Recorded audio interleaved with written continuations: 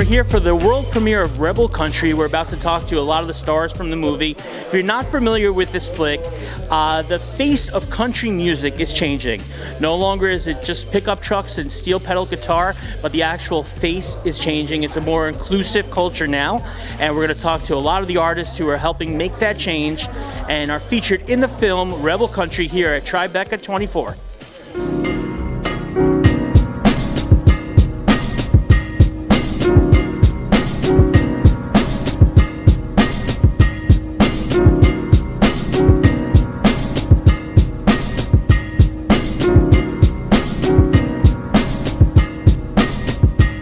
All right, we're here with one of the stars of Rebel Country. We're here with Breland. What's up, my friend? What's up, man? Good to be here. All right, so you're on Sole Free, which is really the home of like sneakers and street culture. And see, this is when we talk about the changing face of country music. My man's come out swagged out. He's got the purple on. He's got the rude kicks on his feet. Indeed. So is this your go-to fit?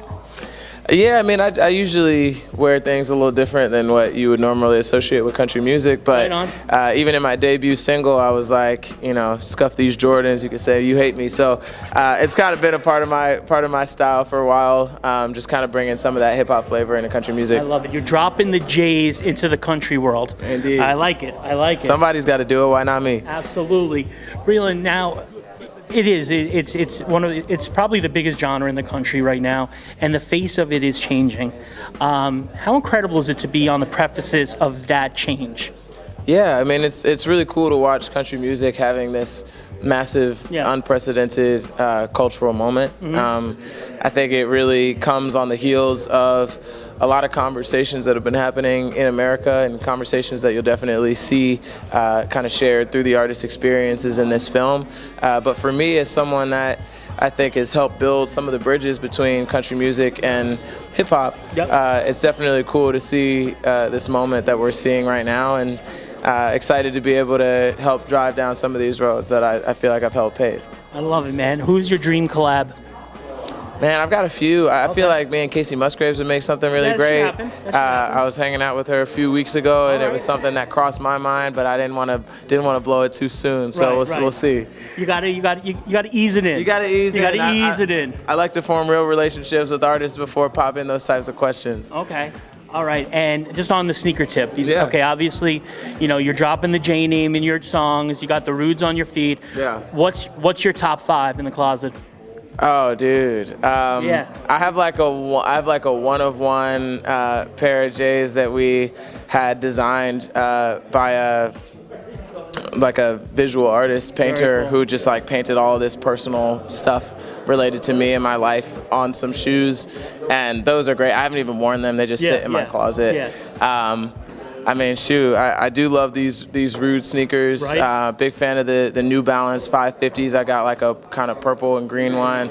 I have a specialty pair of Converse that I got from a pop-up that they designed kind of with me in mind. And then, I mean, any of like the classic Jordan 1s I feel like always hit. You can never go wrong with that. Yeah. All right, tell the good people what the Instagram is so they can check you out online. Hey, man, it's at Breland, Breland. Everywhere. All right. Well, Breland, let's when this is done, we're gonna watch the movie. Yeah. Rebel Country. Yeah, tap in. It's gonna be out everywhere real soon. And then you want to go sneaker shopping after this? Let's do it, man. I'm in. All right. It's Breland and Harlan, Sole Free, live from Tribeca 24. Francis, welcome to Tribeca. Thank you very much. It's a delight to be here. It really is. And congratulations on making such an important film. We love to tell the stories that need to be told. Yep. And the face of country music is changing. It's more inclusive, and I congratulate you on bringing that story to the people. It's about 100 years too late, but yeah, I'm delighted that it's happening now. But let's hope that this isn't just a blip in the whole scheme, and that it is the beginning of a wave. Yeah. Yeah. What was the prefaces that made you make this film? What was the moment that you said, I need to tell the story? I suppose I'd made a film with Dolly Parton a few years ago, and then I was asked to make this, and I was given this loose title of Rebellion in Country Music, and I thought we have to change what a rebel means. Yeah. And a rebellion can't be a hard drinking, prison visiting, drug taking man of the past. Leave my aunt alone, by the way. Exactly. the rebels now have to be, unfortunately, people of color, people who are not straight heterosexual men, people from Mexico, and dare I say it, women. Women are allowed to this party at all as well, apparently. Well, Francis, I can't wait to check out the movie. If you want people to take away one thing from the movie, what would that be for you? This needs to change. Absolutely. This situation needs to change. In no other genre of music do we have a situation where you are rebellious by the dent of your color. Absolutely. So we're here with the one and only lindsayell, one of the stars from this new movie, Rebel Country. And welcome to New York. Thank you so much. It's always a pleasure to be here. Yeah, so where's home for you? Home is Nashville, Tennessee. I've been living there for the past 14 years, and originally before that, Canada. Okay. So talk to me about your role in this film. How important was it to be part of this incredible story? You know, when Francis asked me to be a part of Rebel Country, I just loved the premise of it. I loved a documentary that talked about the artists on the fringe side of the format. And country music is really about the different kinds of people that show up to the table. And that's what makes it as a genre just so multifaceted, you know? It's not about one thing. You may have heard, or when you listen to certain radio stations, you may think it's about one lane, but it's really about a wide tent. And we welcome so many people into our country music family. And so to be a part of a documentary that really highlights that, I was like, I'm in. Okay. What's for you? What was the takeaway moment from the film when you watch it back now and you're like, wow, I'm so glad that happened? It's just amazing to be with this caliber of artists. You know, my fellow label mates like Jelly Roll and Lainey Wilson, and watching even how their career has exploded since we shot this documentary.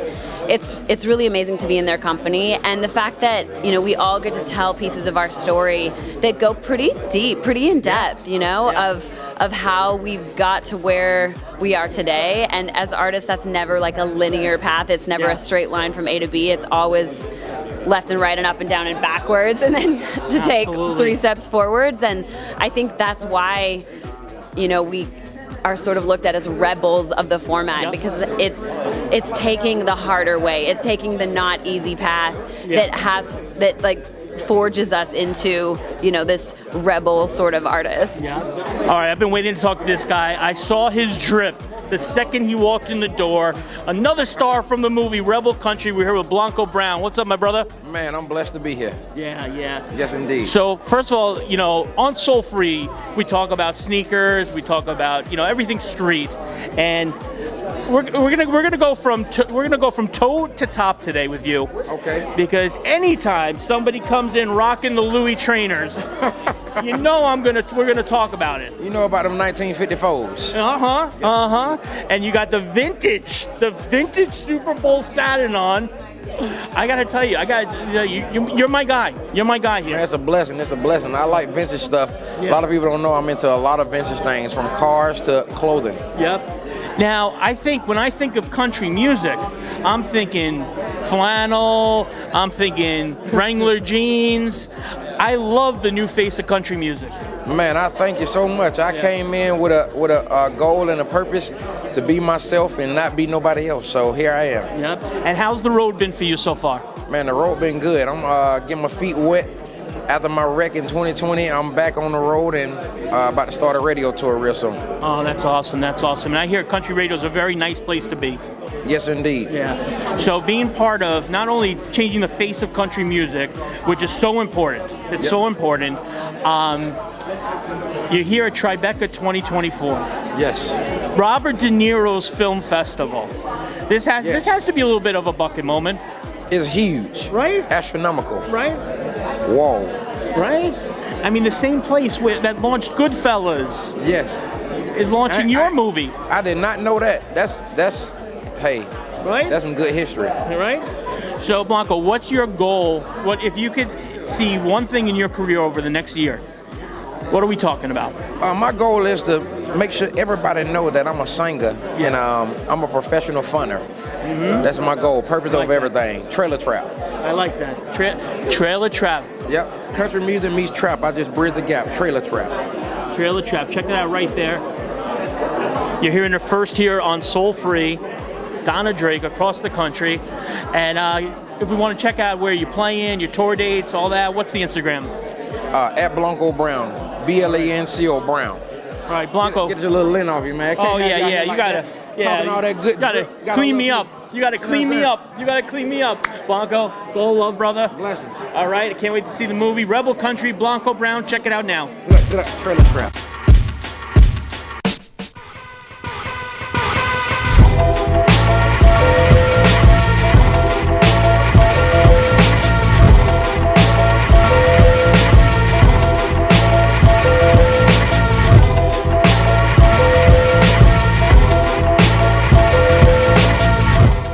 Again with Double Talk. I'm Hannah. And I'm Kaylin, and we're at Spring Studios in New York City for the Tribeca Film Festival premiere of Rebel Country. So we meet a lot of interesting people on the red carpet at all these films, and some of them just can't stop giggling. Anyway, this is the host, the hostesses of Double Talk. What do we have here? Hannah. Hannah and Kaylin. Hannah and Caitlin, and you'll never believe this, they're twins. So talk to me about your show. Tell me everything about your show, why you guys do it, how you got into it. Well, when we were 12, actually, we always wanted, we were curious about the idea of like researching stories and meeting new people and stuff, but we wanted to be vets when we were little. Right. But one time we were like a family vet knew that we wanted to be vets, so they had us help with our golden retriever surgery. Ooh. And she like passed out cold. Like on the floor, came to, and I was like on the vet's couch, and they were like pouring water down my throat. Like, and I was like, I can't be a vet. We got to do something else. No. We're like, we've always had this interest in like storytelling and like meeting people and things like that. So it's like, where did we even get the vet thing from? Other than we like animals. Like we can like animals and then do something else. Yeah. So that's kind of where we landed on that. And we started working for a syndicated show in high school called Teen Kids News under the mentorship of Al Primo, who created Eyewitness News. And then from there, we started Double Talk, and we've been doing kind of our own thing ever since. I love it. So the vet thing didn't work out. So their fallback was television. You can always just have a dog and be on TV. I know. Yeah, I know. That's what we look. Well, now we have a bearded dragon. We have several lizards, but no dogs yet. But we didn't buy any lizards. They were all bestowed upon us by fate. we had two that were our friends' fosters that then landed in our laps, and then the other one was a gift from a friend. So I always say lizards come to us. It was none of it was our choice. So it must have been meant to be. One of these days, maybe a dog will fall under our laps, but not yet. I was like, we can't adopt and we can't buy now. Like, but this is how it works. What pets we end up with is frankly none of our business. Yeah. So if you have a lizard and it needs a home, bring it to the Double Talk Studios. We'll take it. And actually, any animal. We haven't turned down anything yet. Really? We just haven't gotten everything yet. So it depends. Okay. Yeah. What's been the craziest moment on television for the two of you so far? Oh gosh.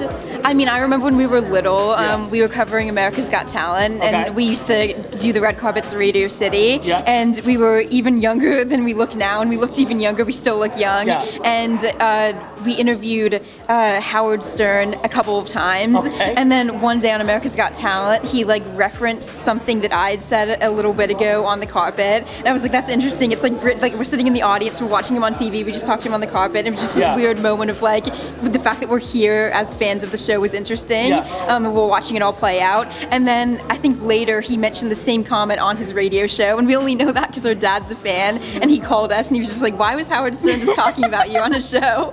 And I don't know, that was weird because it just reminded us of like, we're just fans and we're here, we get to be here somehow. I think that's why we like what we do, because we just like meeting people and things like that, and I think that obviously that's the most fun about what we do, just meeting people like you especially. Oh, thank you so much. You shouldn't talk that nicely. It's not often we get a grand marshal of a parade here on Sole Free, so we're very excited to have Brooke Eden from Rebel Country. Brooke, how you feeling? Feels so good to be here. Yeah. Are you loving New York? Oh, I love New York every time. Okay. So good. What's the special thing in New York when you're here? Two of our best friends live here, and so we always stay with them at their condo. They live right by Central Park, so always a day in Central Park, like an afternoon, even just like an hour. Okay, I love that. Yeah. And of course, we're here tonight. You're at Tribeca 24. It's the world premiere of Rebel Country, and you are one of the stars of the film. How's it feel to be a star of a film? Never thought I would be here. Right? Yeah, it's so cool. I have not seen the film yet, so I'm really excited to see it and see all my friends in it as well. Yeah. And you look like a movie star. Well, thank you so much. Like if we were on like a fancier show, like the thing would be spinning, we'd be talking about the outfit with the matching earrings, the whole thing. Oh man, just a Hollywood starlet, yeah? Absolutely. Oh, thanks. Absolutely. So talk to me about the changing face of country music. Country music seems like the last genre that's, that doors are being opened and narratives are being changed. And I applaud you and so many of the artists who are in this film for being at the forefront of this. Yeah, well, it's time to catch up. Yeah. For a long time, it's kind of been very straight, white, and predominantly male. Yeah. And I would say over the last 5 years, we've seen this shift to really represent what country music is supposed to be, which is kind of like the representation of this country. Yeah. And it's been beautiful to watch the doors open. It's been beautiful to watch demographics of people who haven't been able to see themselves represented in country be represented in country music. And it's such an exciting time to be a part of that wave and to be a part of country music right now. What was the first moment when you were gigging, you were on the road, you were in the studio, where you were like, wow, things are changing and I like it? I feel like it happened right after the pandemic. I mean, for me, I was told, when I met my now wife, 8.5 years ago, that if I were to come out, I would lose my career in country music. So we actually stayed in the closet for 5 years because of that, and it was so hard. I mean, living that double life is something no one should ever have to go through. And so I came out in 2021, and I remember feeling this sense of peace and relief. Oh my gosh, I can't wait for this moment to be able to just be myself and just live in my full authenticity, no matter how it ends up. Absolutely. And so I think that for me, when I came out, that was a big moment for me, because I finally felt 200 pounds were off of my back. Yeah. And then getting to watch my friends do the same thing, and also have Black artists in Nashville and in country music, and Latino artists in country music, and just watch people be able to see themselves and hear themselves in country. It's I would say probably only 3 years ago, not that long ago. All right, we're talking about the changing face of country music in the new hit film Country Rebel, premiering here at Tribeca 2024. And speaking of the changing face of country music, we have the Latina superstar of country music, Frank Ray, my friend. How are you? How are you, Good brother? to meet you, my friend. Nice to meet you. Nice to meet you. Well, welcome to New York, my guy. Yeah, I'm excited to be here, man. Yeah. Who doesn't love New York? Yeah, what's the most New York thing you do when you come to town? I had a slice of pizza today at John's Pizzeria. John's a bleaker. All right. Okay. Yeah. So it was good, man. But I mean, my very first time here. I haven't been to New York very often. I've probably been here maybe 5 or 6 times now, maybe a handful of times. But the very first time, I did all the touristy things. Right. My friend that I was traveling with was like, I don't want to be around you. Yeah, no. Because I said, I'm going to get the I Heart New York shirt. I'm going to wear it. I'm going to walk around. I'm going to go to Times Square. I want to hail a cab for the first time in my life. I want to ride the subway. I want to go to Wall Street. I want to do the thing with the bull. Yeah, the bull. Yep. It was just a whole, man. It was a disaster for him. Absolute joy for me. And now that you're a veteran, now you're going to John's a bleaker. You're like, pizza, I know this is where we get pie. Yeah, that's exactly. That's where you get the za. Yeah. So it's incredible to see new faces coming up on, things like the CMA Awards and the charts, and seeing people who represent the people who listen to the music for the first time in country music. Yeah. So what was that like for you? What was it like taking the dip? First off, let's start with the dip in the pool of country music. Sure. Listen, I grew up with country music. I've always grown up near a border town where country music is very much the norm, whether it's Columbus, New Mexico, or Laredo, Texas. And it's very much the norm because it's infused naturally for me with Mexican music. And so I just grew up with the two of them. So blending those two genres together was something that happened very natural to me. And I think when we decided to do that as part of the representation of how my music was going to sound, is when the people started to come because they can relate to that. You know what I mean? They're like, oh yeah, this guy represents me. But furthermore, I think it's just important for people to be able to, you know, say, hey, that guy looks like me. Yeah. You know what I mean? Yeah. Like, oh, arriba la raza. That's why I got the raza cap right here. You know, it means the people, man, the culture, baby. I like that. So that's it's important for me to, and I think it's important for country music, and I'm very, very proud of what it's doing right now. Love it. Growing up, who are the artists you listen to? I mean, I grew up in the 90s, but further back, if you want to go back to like Freddie Fender, Linda Ronstadt, Emilio Navaira, Rick Trevino, George Strait, Tracy Lawrence, Reba, Patty Loveless. I mean, the list goes on and on. Okay, man. so the country thing's always been in the soul. It's always been there. Always, man. Yeah. That's why we do it so well. I'm kidding, man. It's hard to be humble. I mean.